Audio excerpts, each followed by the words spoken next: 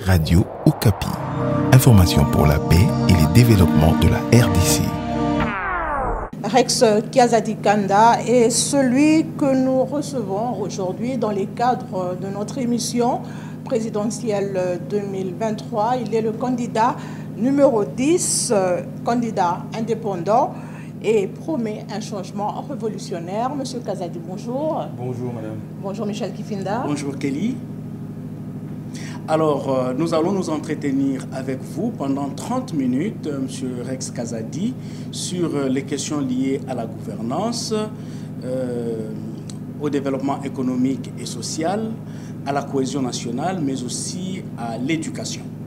Okay. Mais avant d'aborder tous ces aspects, Monsieur Rex Kazadi, dites-nous pourquoi vous voulez briguer la magistrature suprême pour les 5 prochaines années.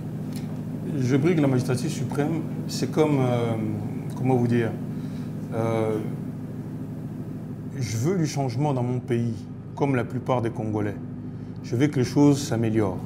Lorsque je constate la gestion actuelle du pays, lorsque je constate la misère dans laquelle est mon peuple, je me devais de m'engager. Ça fait plusieurs années que je suis engagé au niveau de la société civile, mais je ne voyais pas en fait des réels changements pour l'ensemble de la population. Donc je me suis dit de quelle manière moi je pourrais contribuer à un changement radical dans ce pays. J'ai vu que la présidence correspondait réellement à l'ambition que j'avais pour un changement global qui touchera un maximum de personnes. Donc je me suis engagé pour l'élection présidentielle.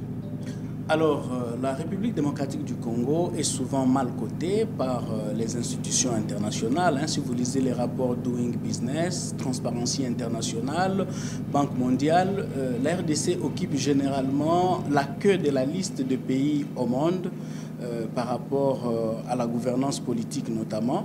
Comment comptez-vous corriger cette situation? D'abord, ce n'est pas ma préoccupation, c'est que pensent les autres de nous. C'est ma préoccupation numéro 1, principale, elle est la situation des Congolais. La sécurité des biens et des personnes congolais. La possibilité que les Congolais puissent sortir de la misère crasse dans laquelle ils sont. Ça, c'est mon souci. Si déjà, à l'intérieur du pays, nous pouvions déjà répondre aux exigences des Congolais, on verra ensuite la place que nous occuperons au niveau extérieur. Pour l'instant, ce n'est pas une préoccupation pour moi. Le plus important, c'est les Congolais et ce que veulent les Congolais. Mais les Congolais veulent la bonne gouvernance, ils veulent le changement. Qu'est-ce que vous prévoyez de faire pour apporter ce changement? Pour apporter ce changement, je vais d'abord réduire les dépenses de l'État. Est-ce que vous vous imaginez que l'État consomme 71% du budget national? 71%. Ça veut dire que nous avons un budget d'à peu près 16 milliards. Sur les 16 milliards, il y a à peu près 9 milliards, c'est l'État. Donc il faut réduire, il faut absolument de manière drastique réduire l'argent dépensé par l'État. Comment faire pour le réduire? Nous réduisons l'Assemblée nationale. De 500 députés, on va descendre à 200. D'un salaire de 21 000 $, on va descendre à 3 000. 3 500 $, je pense que c'est convenable pour un député d'avoir 3 500 dans un pays pauvre comme la nôtre. Une personne qui touche déjà 3 500 $, c'est une personne qui est considérée comme étant au minimum de la classe moyenne ou sinon de la classe supérieure. Mais comment vous allez faire concrètement dans les 5 prochaines années? Donc, vous allez commencer par réviser la Constitution. Évidemment. Et puis dissoudre le Parlement. Évidemment. Vous ne pensez pas que vous risquez de perdre tout votre temps dans les réformes plutôt que dans les actions concrètes? Vous savez, lorsque vous avez la volonté politique de faire les choses et que vous avez le soutien du peuple, ça se fait très vite. Il n'y a pas besoin de prendre une année pour dissoudre une assemblée et il n'y a pas besoin de prendre 5 ans pour mettre comme fonctionnement. Nous réduisons le train de vie de l'État. Le train de vie de l'État, c'est suppression de l'Assemblée nationale. Il n'y aura plus d'Assemblée nationale. On dépense de l'argent. Moi, si je pose la question à un Congolais lambda dans la rue, les sénateurs congolais vous apportent quoi? Qu'est-ce que les sénateurs congolais apportent aux Congolais? dans leur vie quotidienne, dans leur misère, qu'est-ce qu'ils apportent aux Congolais? Zéro, rien du tout. Les députés sont là pour censés voter les lois, mais on les paye 21 000 $. Qu'est-ce qui explique qu'on les paye si cher? Pour quelle raison on leur donne des jeeps chaque début de mandature, alors qu'on a des paysans qui cherchent des camions, des véhicules pour pouvoir travailler et développer l'agriculture congolaise? À eux, on ne donne rien. On ne donne pas d'engrais. On ne donne pas les moyens aux agriculteurs de pouvoir nourrir le peuple, mais on investit des millions et des millions pour des individus. Pour préserver le monopole d'un pouvoir, pour préserver les monopoles de certains amis qui veulent rester et dilapider l'argent de l'État congolais. Ça, non. C'est pour ça, suppression du Sénat, suppression de 300 députés. On n'a besoin que de 200 députés pour un pays comme la RDC, pas plus. Rien que là, nous allons faire des économies. Suppression, on a aujourd'hui 62 ministres. Pourquoi? 12 ministres suffisant. 12 ministres, on prend les ministères régaliens, la défense, la sécurité, la santé, l'économie, les finances, etc. Et deux, trois autres ministères, ça suffit. 12 ministres, point. On n'a pas besoin de plus que ça. Et puis derrière ça, dans une autre réforme, on va supprimer la possibilité pour les gouverneurs d'être élus de manière indirecte. Si les gouverneurs vont être élus de manière directe par la population, il n'y aura plus d'assemblée provinciale, il y aura des conseils provinciaux avec à l'intérieur l'opposition et la majorité qui vont être là pour gérer les régions. Voilà. Donc avec cette simplification des choses, cette simplification de l'État, déjà rien que là, nous gagnerons de l'argent. La deuxième chose, pour avoir de l'argent au Congo, nous devons lutter. Nous devons lutter contre la corruption. La corruption, excusez-moi. La corruption. Un ancien ministre du PPRD disait que la corruption nous coûtait chaque année 15 milliards. Vous imaginez? 15 milliards. Spécial, oui. Non, on marche sur la tête. Si vous comptez, rien que moi, je dis même pas de l'argent qu'on va avoir. Je ne parle même pas d'investisseurs. Je parle de déjà la gestion de l'argent que nous avons. 16 milliards. 9 milliards utilisés pour prendre des avions. Le chef de l'État a fait 325 voyages. Combien il a fait rentrer d'argent dans les caisses de l'État? La corruption, des détournements des deniers publics. Il faut faire telle route, les 100 jours, les rames, etc. Où va cet argent? Et avec tout ça, il y a 9 milliards quand l'argent arrive sur la table, 9 milliards de l'argent du contribuable qui est utilisé que pour les politiciens. C'est les politiciens qui se gavent dans ce pays.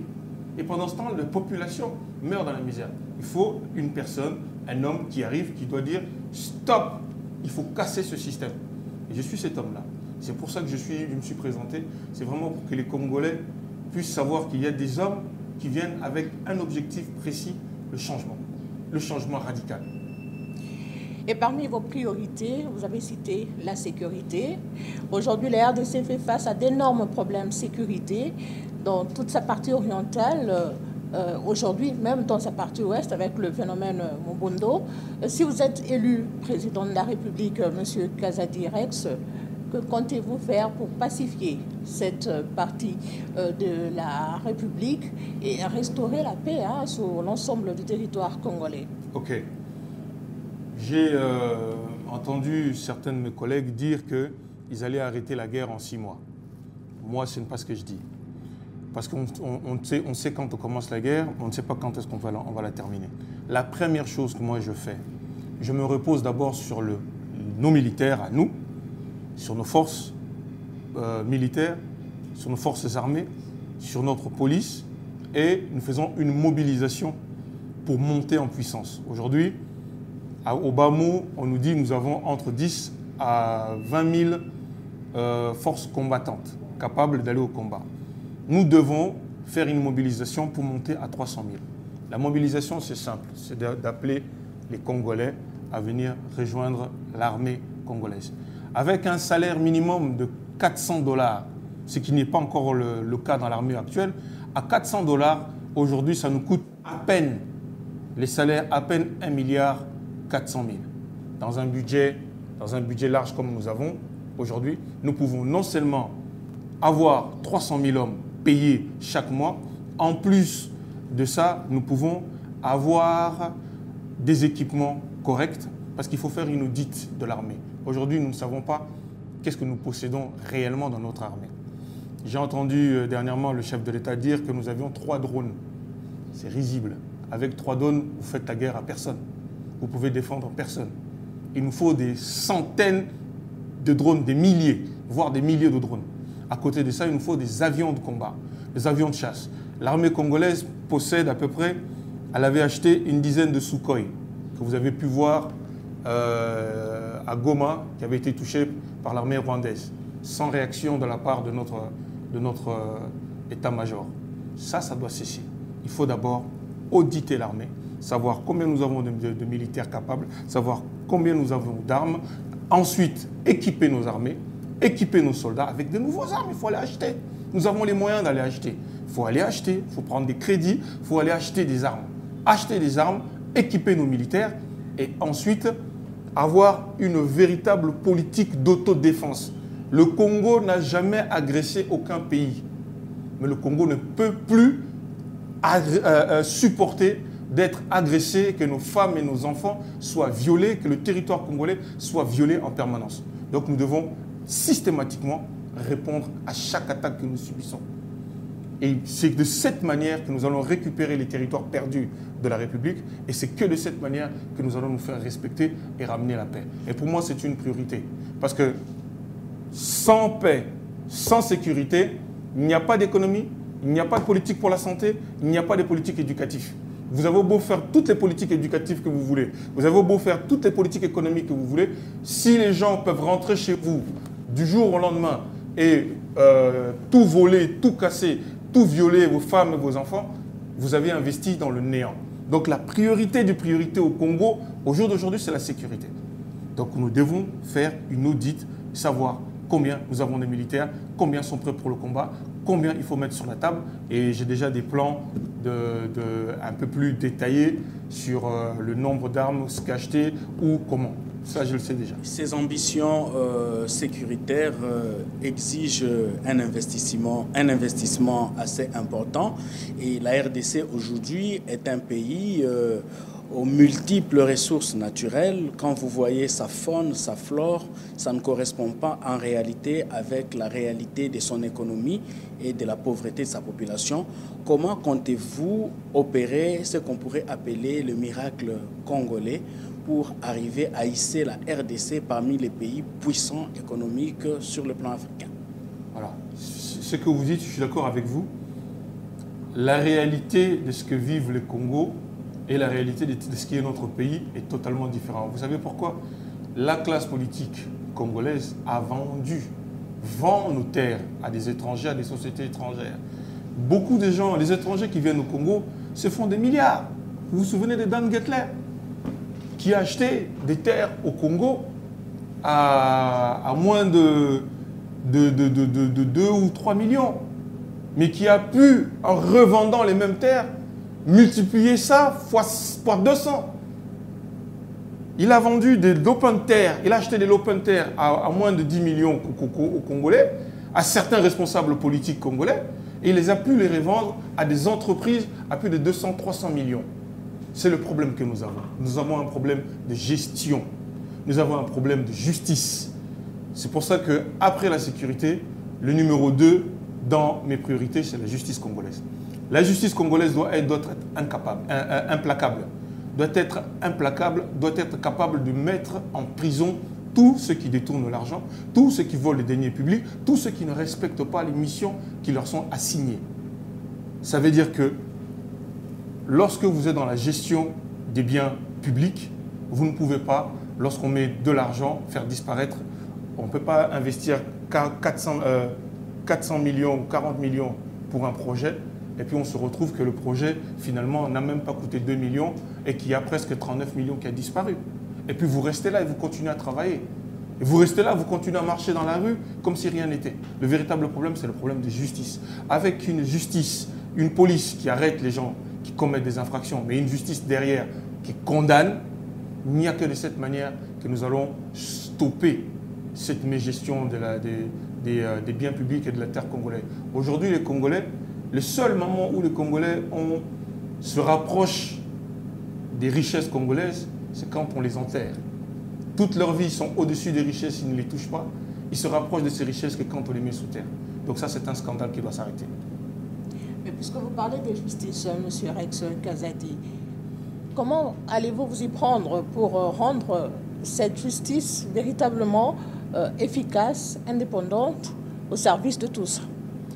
Auditer la justice. Nous devons connaître exactement où sont les failles de la justice. Pour connaître les failles, nous devons l'auditer. On audite une justice pendant 1-2 mois. On fait un rapport. On regarde les Congolais, comment ils voient leur justice, comment se passent les arrestations, qui sera libéré. Il y a par exemple, je ne sais pas si vous avez suivi une affaire des Katakatanga, Katakata, je ne sais plus quoi. Une maman est venue pleurer parce qu'elle a reconnu parmi les personnes qui faisaient des kidnappings, une personne qui avait tué sa fille. Comment cette personne qui avait été condamnée à perpétuité a pu se retrouver libre et recommencer à kidnapper des Congolais. Donc à un moment donné, il y a une personne, il y a un juge qui a signé un papier pour qu'on le libère. Qui est ce juge? Qui est ce juge? Nous sommes incapables, nous, de savoir que telle prison, telle heure, telle personne, tel nom a été libéré à telle heure. On a ce papier, on sait le trouver. Ok? Lorsque nous repérons ce papier, c'est telle personne qui l'a libéré. Mais la personne qui a libéré doit rendre des comptes devant la justice. Elle doit rendre des comptes devant la justice. Si on doit créer une justice spéciale pour condamner les juges qui ne font pas leur travail, on la créera. Si on doit créer une commission spéciale pour condamner les policiers qui ne font pas leur travail, on le créera. Si on doit créer une justice spéciale pour arrêter les ministres qui volent, etc., on la créera. C'est juste une question de volonté politique. Si vous avez la volonté de le faire, vous sélectionnez parmi vous des hommes et des femmes intègres et le Congo en est rempli. Des hommes et des femmes intègres, il y en a beaucoup dans ce pays. Sauf que ceux-là, on les met de côté. Vous vous souvenez du juge Yanni qui est mort en ayant fait son travail correctement. C'est un homme de grande qualité. C'est un homme de grande qualité qui a condamné le ministre de l'économie à 20 ans de réclusion criminelle, à 20 ans de travaux forcés, avant qu'il soit relâché pour des raisons politiques. Sans que jusqu'à aujourd'hui, aucun Congolais ne sait où sont les 75 millions détournés par Vital Kamerhe. Ça doit s'arrêter. Le vrai problème, c'est à la tête du pays. Ce n'est pas tout autour. Si vous avez à la tête du pays des hommes qui n'ont pas de vision, qui n'ont pas d'ambition de changement, qui n'ont pas l'amour du Congo, qui n'ont pas l'amour des Congolais, eh bien, il va se dérouler ce qui se déroule. Une justice qui est incapable, une police qui ne protège pas, des hommes et des femmes qui se font attaquer, violer, l'armée qui est incapable de protéger les frontières, et puis une partie de notre territoire qui est occupée. C'est la conséquence de la mauvaise gestion de l'État.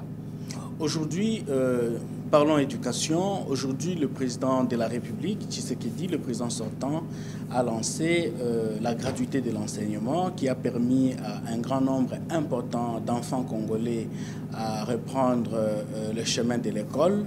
Mais on constate aussi que les universités congolaises, par exemple, produisent plus de chômeurs que des travailleurs, puisqu'il n'y a pas d'emploi et on ne sait pas en créer.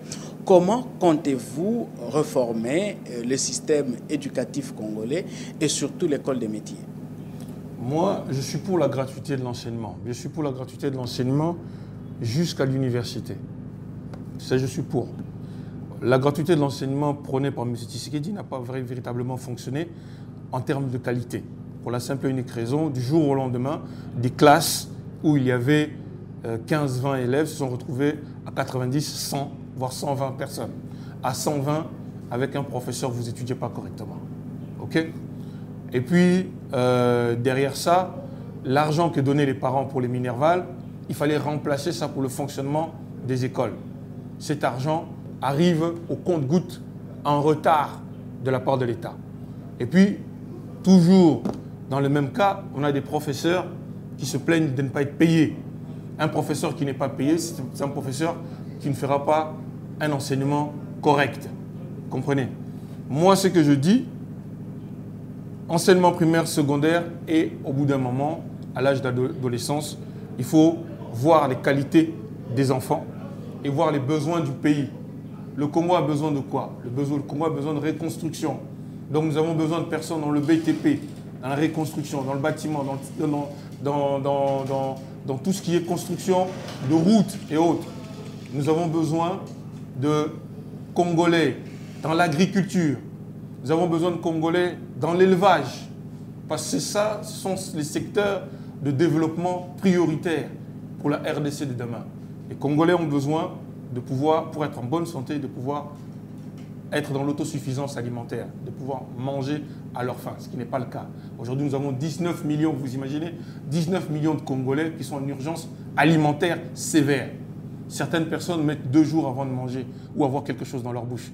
Dans un pays où il suffit de jeter une graine, un arbre pousse le lendemain. Vous comprenez? Il n'y a pas de politique agricole. J'ai vu dernièrement que le gouvernement actuel voulait mettre une politique agricole où ils allaient faire du coton et des épices. Les Congolais ne vont pas manger du coton et des épices. Les Congolais, ils ont besoin de manioc, ils ont besoin de riz, ils ont besoin de bananes plantain. Les Congolais, ils ont besoin de viande, ils ont besoin de poulet. C'est ça que les Congolais, ils ont besoin. Et maintenant, pour que ces denrées puissent arriver dans le pays, il faut des routes. Et c'est la colonne vertébrale de l'économie congolaise. Il faut des routes. Comment, aujourd'hui, même si on met des engrais, on développe l'agriculture sur l'ensemble du pays, comment les gens de Boma peuvent manger la viande qui est à Béni? Il faut des routes. Parce qu'au jour d'aujourd'hui, on ne va pas l'envoyer en avion. Et pour que ça puisse venir, il faut des camions frigorifiques. Grâce à une politique intelligente, si nous créons des routes, nous permettrons à des Congolais lambda d'acheter des camions et de faire du business. Et grâce à ça, ils vont employer des gens et ils vont tuer le chômage. Vous comprenez? Et ils vont permettre à des hommes et des femmes de pouvoir manger. Et quelqu'un qui est à Boma va attendre 24 heures, 48 heures ou 72 heures un camion qui vient de Béni avec de la viande. Et ceux qui vont pêcher du poisson à Matadi ou autre vont pouvoir envoyer leur poisson directement là. Mais pour ça, il faut une route. Il faut des autoroutes. Donc moi, je voudrais pour des grandes autoroutes de 12 bandes, parce que nous avons la possibilité de le faire. Nous n'avons pas de goudron dans notre pays, mais nous avons du béton, nous avons du ciment, nous avons du sable. Ça, nous l'avons. Nous avons la matière première. Donc nous pouvons construire les autoroutes. C'est juste une question de volonté. Ça ne coûtera pas des milliards. Ça coûtera quelques millions et de la volonté. Les gens d'aujourd'hui, ceux qui sont aux affaires, n'ont pas cette volonté-là. Ils ne comprennent pas que l'économie ne se développeront pas si le Congo est enclavé. Même lorsqu'on parle de déplacés, 8 millions de morts, 6 millions de déplacés, des gens qui vivent comme des animaux. Vous savez pourquoi ils sont déplacés? Parce qu'il n'y a pas de route. Comment les gens qui fuient la guerre peuvent arriver en ville? Il n'y a pas de transport, il n'y a pas de route. Ils marchent à pied pendant des kilomètres, ils tombent malades, ils meurent, ils se contaminent les uns et les autres. Ça, c'est parce qu'il n'y a pas de route. Et comment les gens, pendant 10, 15, 20 ans, n'ont pas l'intelligence de se dire, bon, on va commencer à construire une autoroute qui fait ne serait-ce que Kinshasa, Mbujuma, il n'y a pas ça, Pakananga, Chikapa, aller de là jusqu'à Lubumbashi. Une autre route qui commence à Kinshasa, qui passe par Mbandaka, Bumba, Kisangani, jusqu'à Goma. On en a déjà 2 grandes. Ensuite, on crée des artères entre Goma et Beni, Goma et Lubumbashi, Kisangani et Mbujumai, etc. Rien que ça. Il ne faut pas être un génie, il ne faut pas faire bac plus 1000 pour comprendre que rien que ça, ça va développer notre économie. Mais il n'y a pas de volonté politique. Il n'y a pas de vision politique pour ça. Voilà le problème que nous avons. Et voilà pourquoi notre économie ne tourne pas. Et voilà pourquoi l'éducation, elle doit être faite par rapport à ces ambitions-là. On ne va pas former des philosophes alors qu'on n'a pas à manger. Il faut former des ingénieurs qui vont nous construire des routes.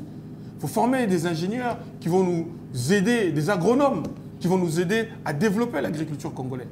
C'est dans ce sens-là. La politique de l'éducation doit être basée sur la réalité et pas sur des fantasmes. Il faut avoir bac plus... On envoie des enfants à l'université pour avoir bac plus 1000, mais on n'a pas de médecins capables de pouvoir les soigner. Voilà le problème que nous avons. Vous évoquez déjà la question liée à la santé. Alors, plusieurs épidémies sont régulièrement signalées en RDC. Quelle place vont occuper les questions justement liées à la santé dans les priorités de votre gouvernement si vous êtes élu président de la République? La première chose dans la santé, est-ce que vous savez que la meilleure manière de soigner les gens, c'est d'éviter qu'ils tombent malades? C'est le numéro 1. Éviter que les gens tombent malades. Pour que les gens ne tombent pas malades, il faut les créer des conditions de vie décentes. Lorsque les gens vivent où il y a l'eau sale, lorsque les gens boivent de l'eau qui n'est pas potable, de l'eau de pluie et autres, lorsque les gens vivent dans des conditions exécrables, ça crée des maladies infectieuses. Donc les gens veulent lutter contre les conséquences, alors qu'on doit d'abord lutter contre les causes. Qu'est-ce qui crée les maladies au Congo? Pourquoi on a autant de moustiques? D'où viennent ces moustiques? C'est la saleté, manque de propreté. Les villes ne sont pas nettoyées. On n'a pas suffisamment de poubelles. Vous comprenez? Rien que ça, et puis il faut faire de la prévention. La prévention, il faut dire aux Congolais, il faut leur dire, tel endroit, il ne faut pas y aller. Tel endroit, il faut se nettoyer les mains. Tel endroit, il faut faire ceci. Il faut de la prévention. Il faut leur dire, à tel âge, il faut faire du sport. Beaucoup de gens meurent d'AVC dans notre pays. C'est un fléau. AVC, beaucoup de gens sont hypertendus, souffrent d'hypertension. Ils ne savent pas qu'ils doivent faire du sport. Que le sport, c'est la santé, par exemple. Et ensuite, nous devons rééquiper les centres de santé et permettre, et ça c'est un projet personnel, la diaspora congolaise envoie chaque année, sont les chiffres du FMI, 10 milliards. 10 milliards la diaspora, elle envoie chaque année. Pour leur famille. Dans ces 10 milliards, puisque ça passe par des organismes comme le Western Union, MoneyGram, etc., nous pouvons nous arranger avec ces organismes et prendre ne serait-ce que 10, 15 ou 20% de cet argent et les mettre directement, l'injecter directement dans la santé. Et je suis sûr que chaque Congolais qui donne de l'argent, s'il sait qu'il a donné 100 € et que 10 € a été récupéré par l'État congolais pour la construction d'un hôpital ou pour la gratuité de certains soins basiques, la diaspora le fera. On peut gagner, rien qu'avec ça, 2-3 milliards qu'on ponctionnera directement sur la diaspora si on leur explique que cet argent que vous envoyez, on prend une partie de cet argent pour financer la santé de vos proches. Certaines personnes diront c'est mieux l'État, comme j'envoie de l'argent, une partie est récupérée par l'État. C'est normal que mon enfant, mon cousin, mon grand-père puissent avoir des soins médicaux gratuitement. Vous comprenez? Donc il faut mettre en place comme une espèce de mutuelle qui permettra la gratuité de la santé, étant donné que dans notre pays, les Congolais n'ont pas d'argent. 90% des Congolais n'ont pas les moyens de se soigner. Donc on doit mettre en place un système de santé qui est sponsorisé, supporté, une partie par l'État, une partie, je pense, par sa diaspora. Et je pense que la diaspora congolaise sera heureuse de contribuer et de participer à ça. On constate de plus en plus, pour finir notre entretien, on constate de plus en plus des cas d'intolérance au milieu des populations, des manques de cohésion nationale, et plusieurs organisations en appellent à la cohésion nationale. Est-ce que vous êtes aussi d'avis qu'il faut renforcer la cohésion en RDC et comment comptez-vous vous y prendre?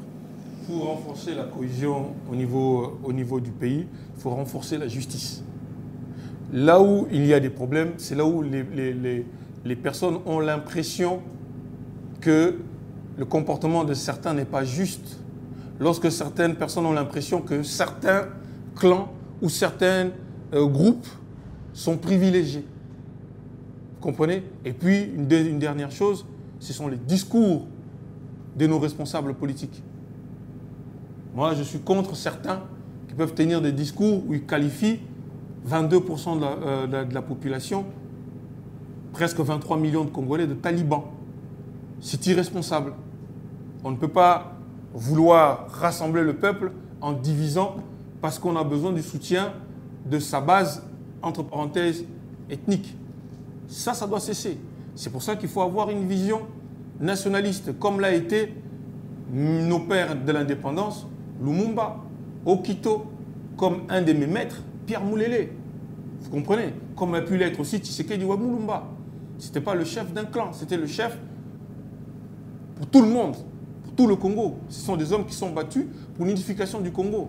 J'ai entendu un historien dire que le Congo, dans le Congo actuel, est une création belge.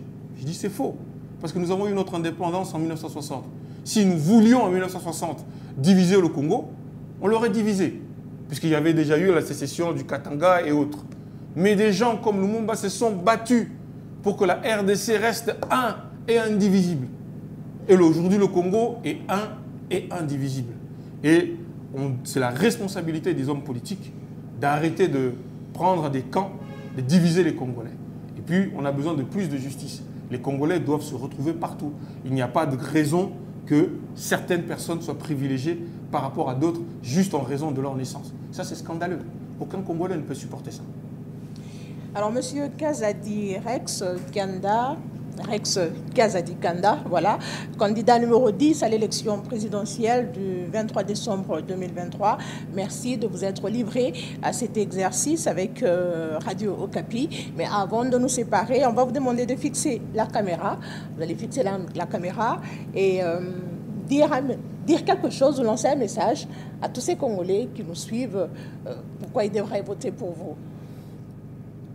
Peuple congolais, jeunesse congolaise, toujours délaissée, mise à l'écart.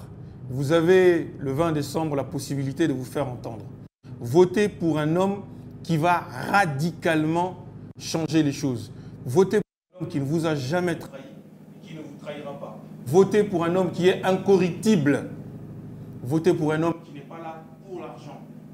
Votez pour un homme qui ne s'intéresse pas à sa propre famille et à ses propres amis ou à son propre clan. Votez pour un homme qui est rassembleur, un homme qui aime la patrie, un homme qui aime le Congo, un homme qui voit le Congo de demain grand. Merci. Votez numéro 10. Merci beaucoup, M. Kazadi. Merci, Michel, et à la prochaine. Merci beaucoup, Kelly. Radio Okapi. Information pour la paix et le développement de la RDC.